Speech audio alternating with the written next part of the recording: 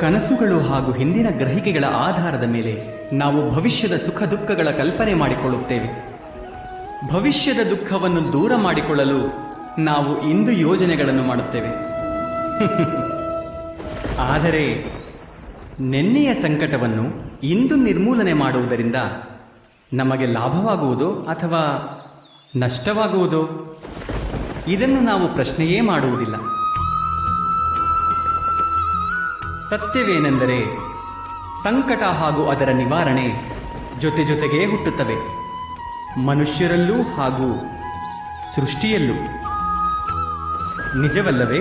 ನೀವು ನಿಮ್ಮ ಭೂತಕಾಲವನ್ನೊಮ್ಮೆ ನೆನಪಿಸಿಕೊಳ್ಳಿ, ಇತಿಹಾಸವನ್ನೊಮ್ಮೆ ನೋಡಿ. ನಿಮಗೆ ತಕ್ಷಣ ತಿಳಿಯುತ್ತದೆ, ಯಾವಾಗ ಸಂಕಟ ಬರುತ್ತದೋ ಆವಾಗ ಅದನ್ನು ನಿವಾರಿಸುವ ಶಕ್ತಿಯೂ ಹುಟ್ಟಿಕೊಳ್ಳುತ್ತದೆ. ಇದೇ ಜಗದ ನಿಯಮ. ವಾಸ್ತವವಾಗಿ ಸಂಕಟವೇ ಶಕ್ತಿಯ ಜನ್ಮಕ್ಕೆ ಕಾರಣ.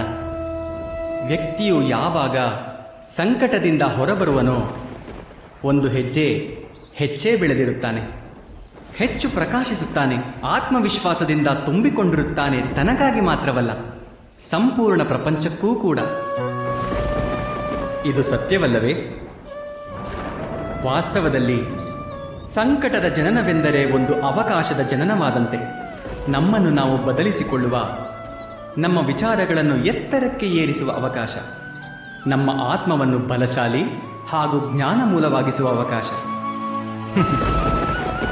ಇದನ್ನು ಯಾರು ಮಾಡುವರೋ ಅವರಿಗೆ ಯಾವುದೇ ಸಂಕಟ ಬಾಧಿಸುವುದಿಲ್ಲ. ಯಾರು ಮಾಡುವುದಿಲ್ಲವೋ ಅಂಥವರು ಸ್ವತಃ ತಾವೇ ಈ ವಿಶ್ವಕ್ಕೆ ಸಂಕಟ. ನೀವೇ ಯೋಚಿಸಿ ನೋಡಿ.